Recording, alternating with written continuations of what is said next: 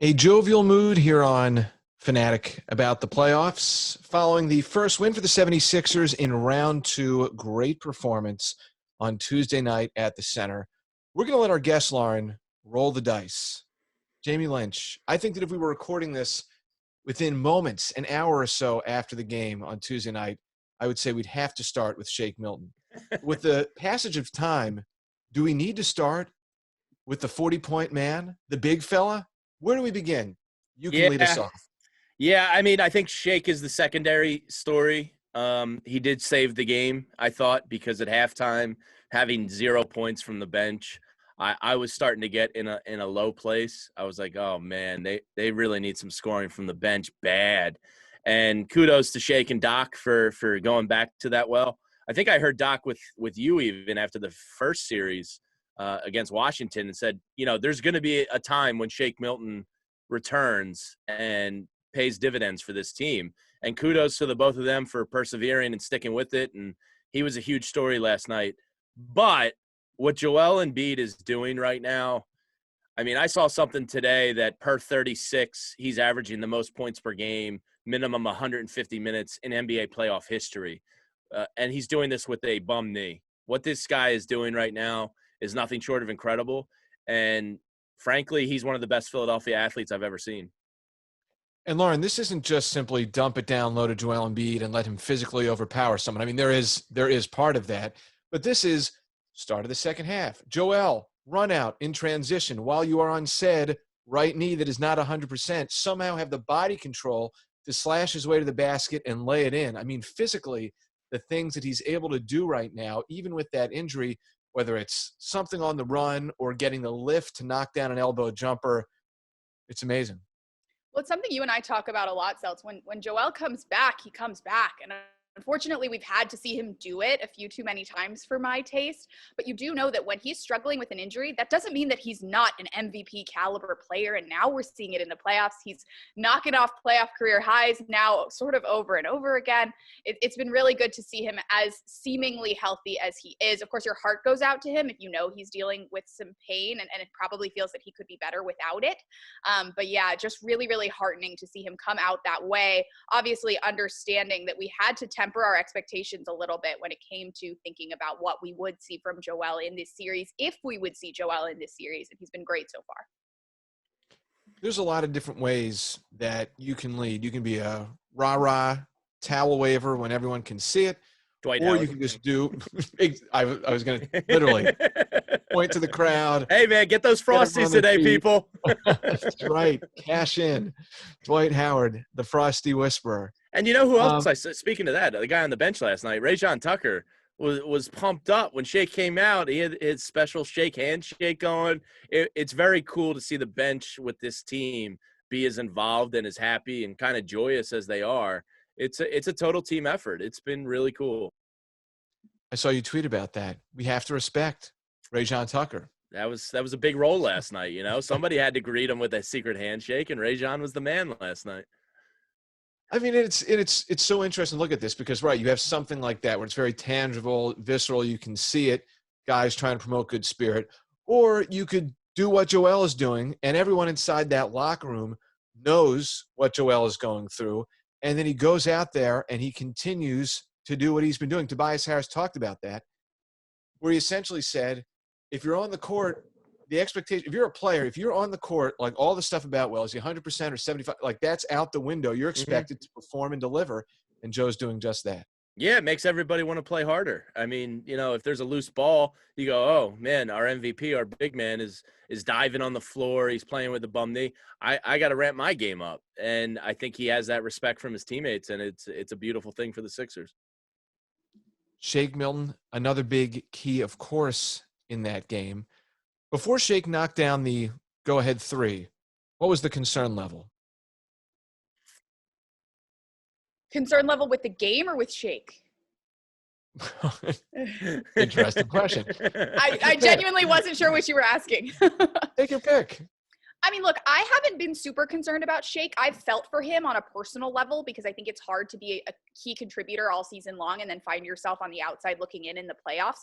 but you know that he has the potential that he has. We've seen him in big moments. Unfortunately, he's sort of just been a victim of circumstance when you look at how good Tyrese Maxey has been, bringing George Hill into the team late, Furkan Korkmaz having some big nights, Matisse Thybulle's defense. I mean, the bench, there's just so much competition there, and unfortunately, all season long, every guy that I just mentioned, except perhaps George Hill, who wasn't on the team to start the year, spent some time out of the rotation this season. And unfortunately, right now, it's Shake's turn. But I didn't think that he had lost it or anything like that. And Doc Rivers has been talking about the fact that he would come back, and he certainly did. As for the game, how concerned was I? Not super concerned because of how many times the Sixers had gotten out to big leads this season and then let up a little bit and then put their foot back on the gas. I didn't love seeing them do it in a playoff situation when they came out as strong as they did. My concern level was moderate. But as soon as Shake started throwing up the first 3 or the first 4 went in, but then the heat checks started coming and some of those went in, I was feeling great about everything. Shake and the game by the time that shot happened. So does that answer both questions? Very well. Yeah, I didn't have game concern overall, really. Just because Joel Embiid I knew was going to be a constant for you, and I thought the way they were defending Trey last night, I never got shook there. But what Lauren said about Shake is right.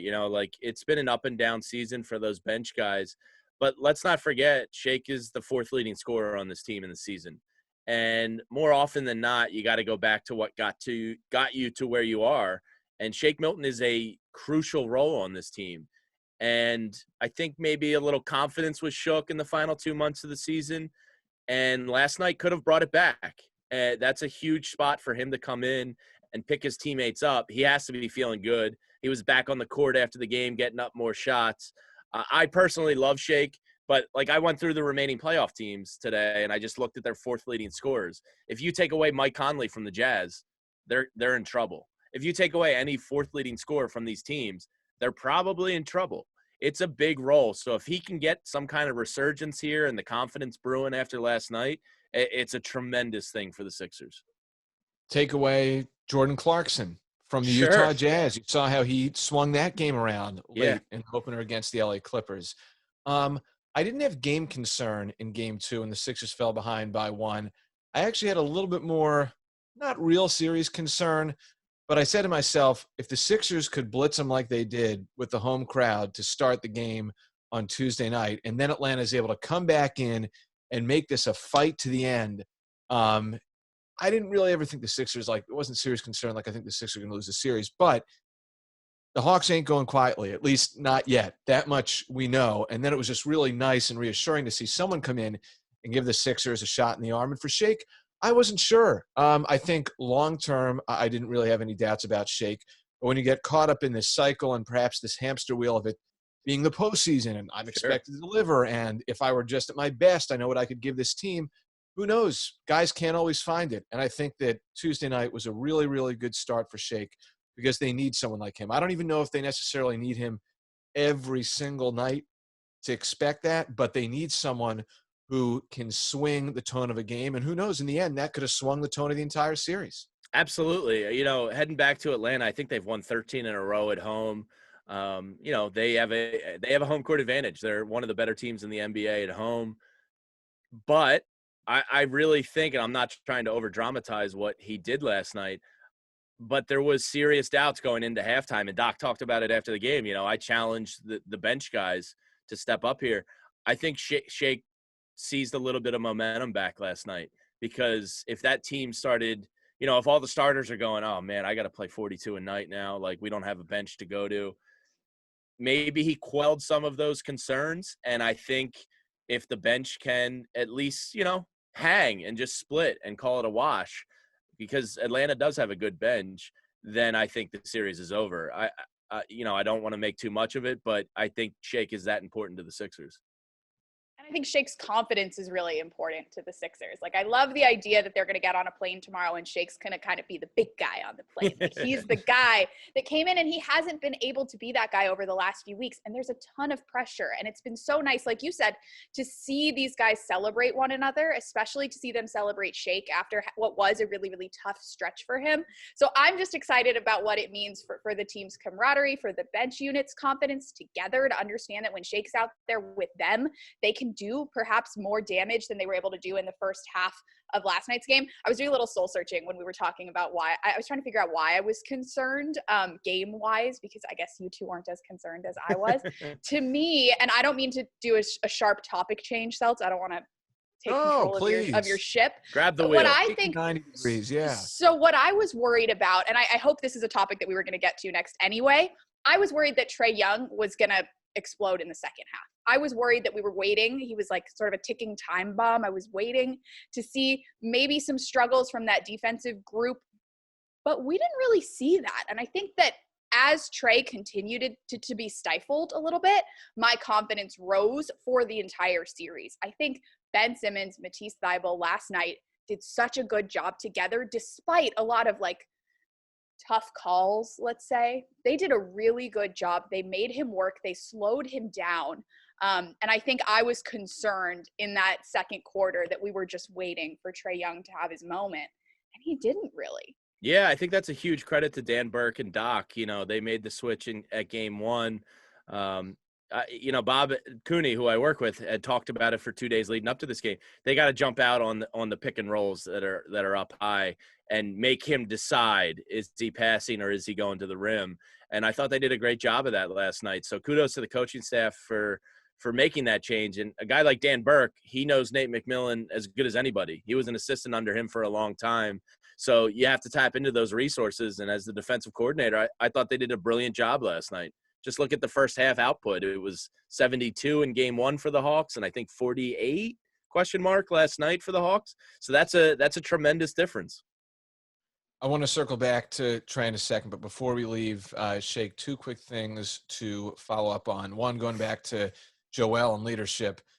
Talk about an amazing game for him to be mic'd up for. We don't always see Joel mic'd up. And that moment where he came back and he brought Shake and Dwight into the huddle after the big timeout, that was excellent and awesome to see.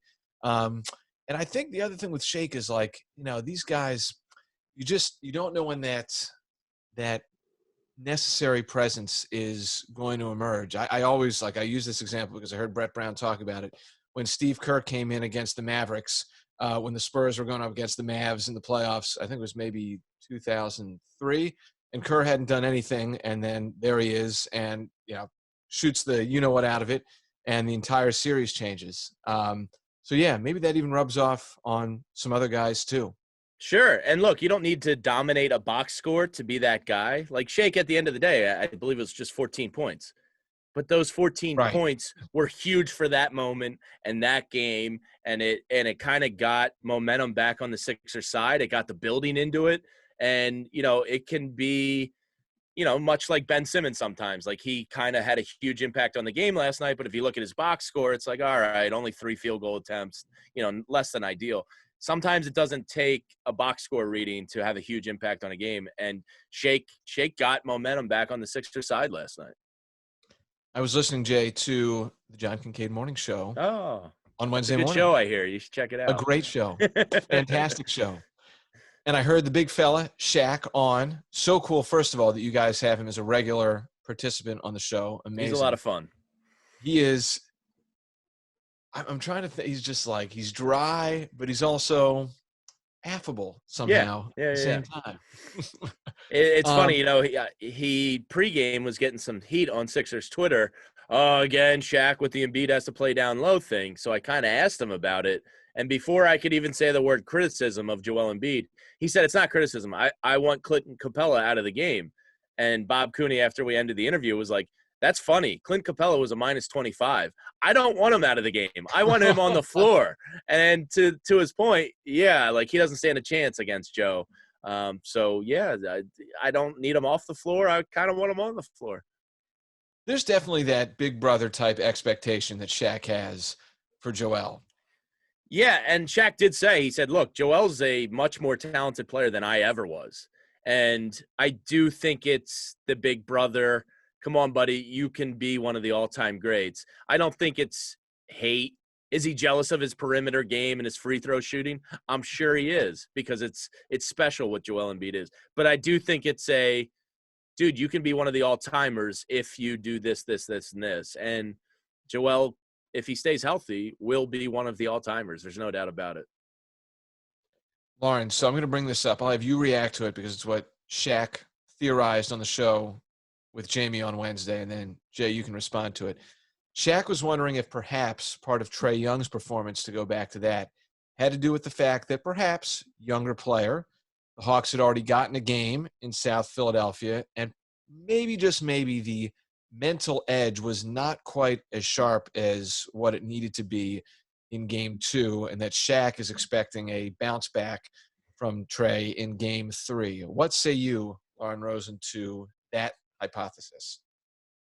Could certainly be. I don't know Trae Young personally, and I haven't watched him enough to feel confident to like speak about his psyche or anything. But I guess if you do look back at his playoff experience thus far, he hasn't really been shaken. He's overperformed in these playoffs. He spoke really confidently about what he's wanted to do, and then he's done all of it. And I do wonder if maybe you come into game 2 thinking, I just sort of sprinted through this series against the Knicks that was supposed to be this 7-game set that didn't end up being nearly as contentious as people thought it would be. I've been told that I'm too young to win, and here I am beating the 1 seed in game 1 on their home floor. I could see how that could be the case psychologically. I don't want to take a stance, again, because I do not know him, but I wonder then if how that the fact that his confidence has to be at least a little bit rattled or shifted or taken down a notch based on what happened in Tuesday's game. I do wonder if it sticks with him, or if he, like the greats that came before him, are able to use it as motivation for a bounce back game 3. I think maybe a little bit of both. But I also think on the flip side, the confidence that the Sixers gained in being able to slow him down the way they did in game 2 is something they can certainly take on the road with them for games 3 and 4. So yeah, psychologically, I don't know about Trae, but I do know that there will be some interesting things for both sides to react to based on what happened Tuesday. Yeah, I think that's fair without knowing Trae. Look, the NBA playoffs, it's proven over time for the history of the league, it's a grown man league, and it takes veterans to basically carry teams and win. There's a reason, Joel's in his 5th year now. Trae's still very early in the process. There's no doubt he's a gamer, but I did raise the same point yesterday morning before the game, and I said, look, Atlanta accomplished what they wanted to accomplish, and that was taking back home court advantage. They're still a very young team. Like a guy like Lou Williams is a vet, but he's minimal role. Gallinari's a vet, but, they're bench players. Their starting 5 is, for the most part, very young. I did wonder if they were going to kind of keep that foot on the pedal and realize that we can basically steal the entire series if we take 2 on the road.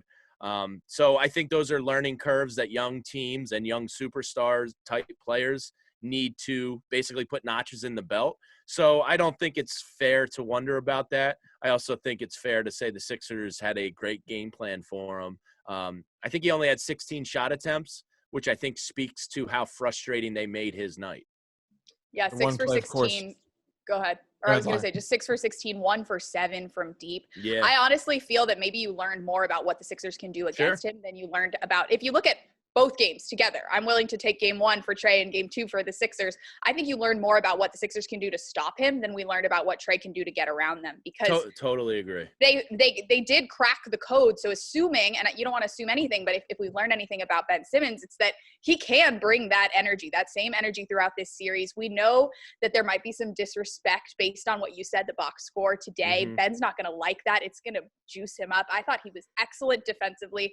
I think he's going to continue to do that. And so unless Trae Young can figure out how to physically overpower Ben Simmons, they're going to have a really, really hard time.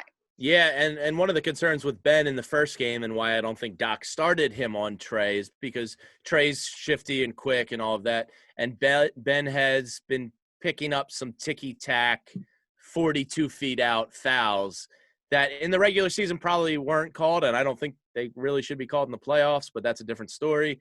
So I think Ben played such a intelligent style of defense last night to keep himself out of the foul trouble that I think Doc feared, that he probably calmed some fears going forward now in the remaining games that, all right, he can play a foul-free style of defense on Trae, and it can be effective. So I think that was a huge, huge thing that the Sixers learned last night.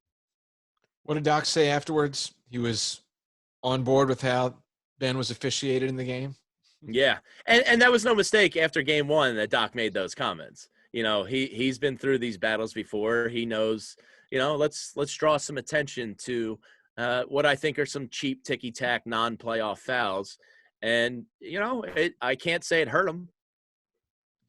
Speaking of Doc Rivers, there was a lot of why did you or couldn't you have earlier talk surrounding Doc after game one.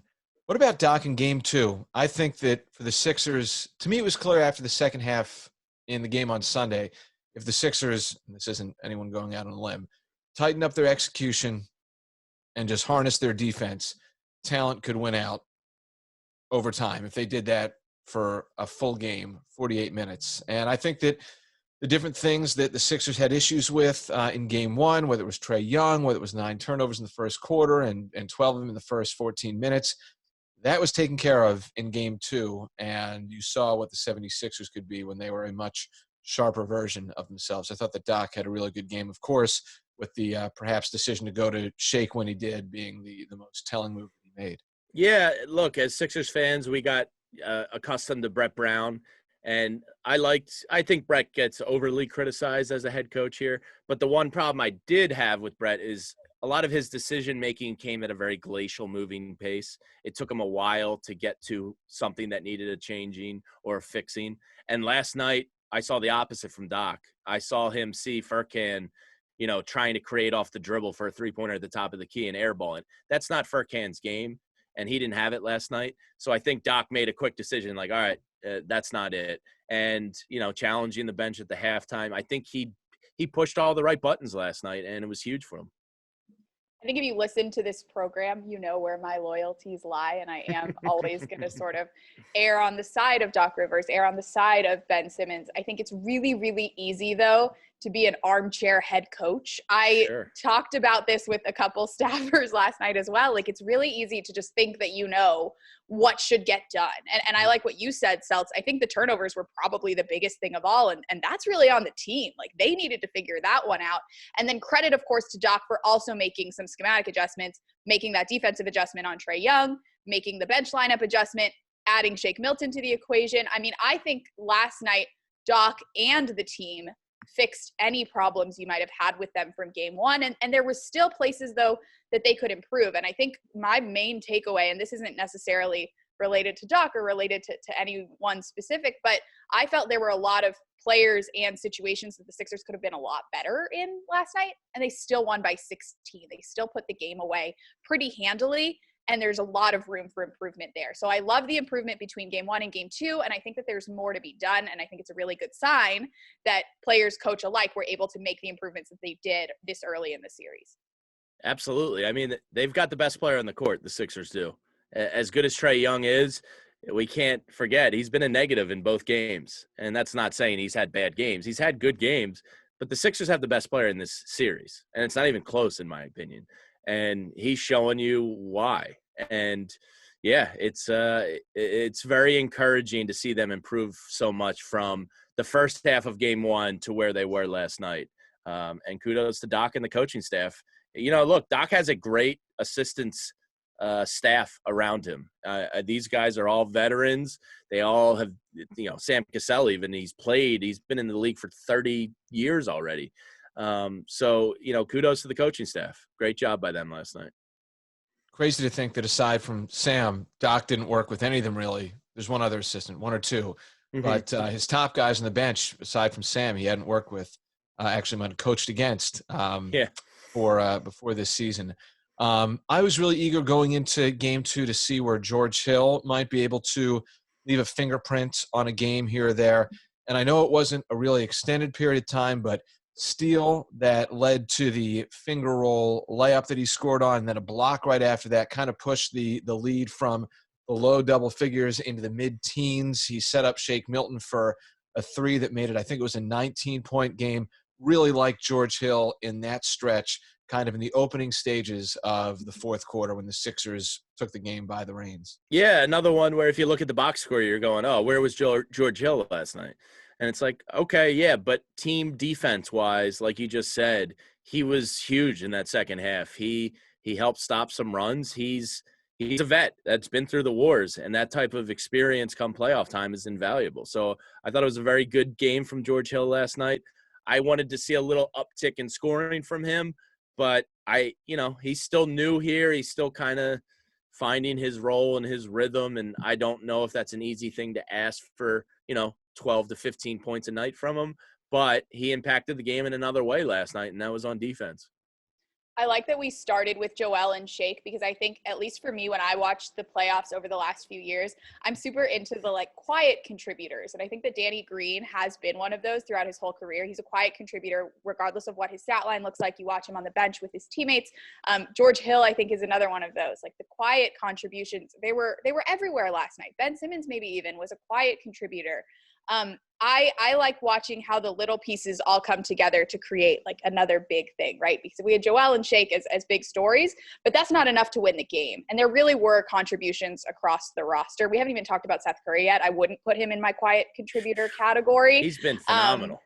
But I've loved watching different guys have smaller moments that end up really, really impacting the game. And I think that those were everywhere last night.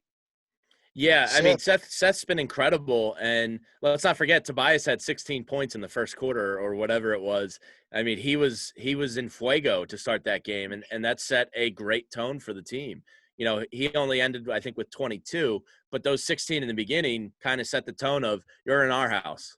And that was huge for the team.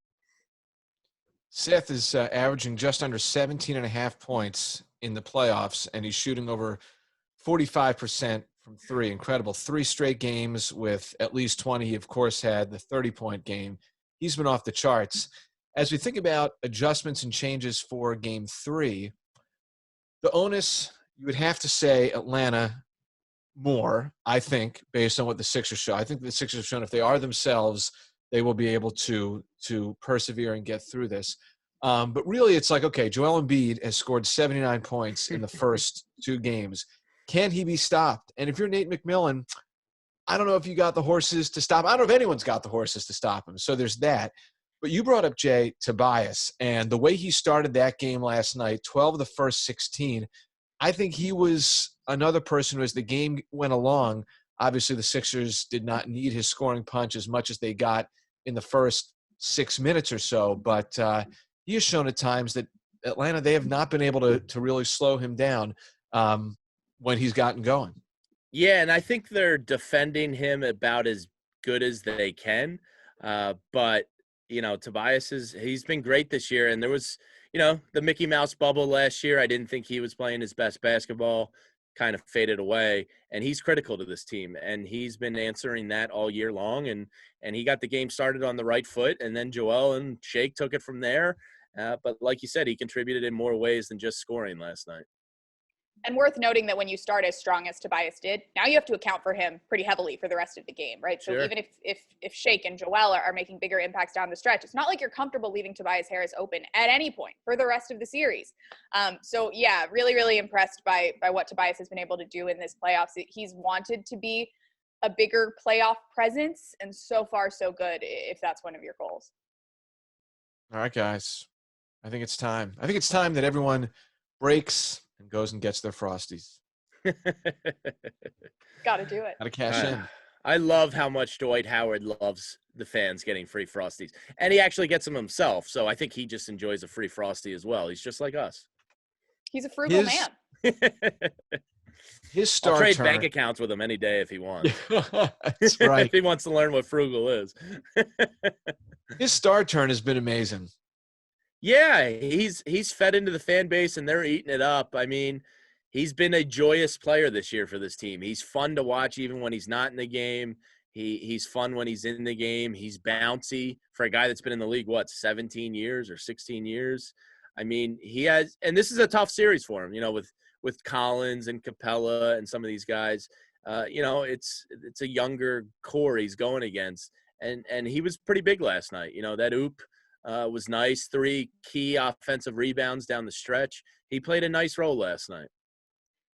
This is something that's probably off the beaten path for the stuff that you guys and I usually discuss on this type of program. But one of the things I love most just as a human being is watching other human beings enjoy their life and succeed and like Sure. be happy. And I really do think that sometimes we forget that like this is a game and we love to play this game. We love to watch this game. It's fun. And Dwight Howard all season long, in a year that's been so lacking in fun and happiness and smiling, he's brought that every single day, and it's just a delight. Like, I have fun at these games. I do not have nearly as much fun as Dwight Howard is having, and I love watching him experience this stuff with such an open heart and good vibes. It's been really, really cool to watch. It makes watching other people get happy makes me happy, and that's what the Dwight Howard experience has been all about for me this season. Anyway, that's all I got on that. No, you're right. I mean, he's brought energy and fun to that bench unit, and the fans love it. I mean, we're cheap. We can be bought with free Frosties, and he knows that, and he's playing right into it. It's a cool thing to watch.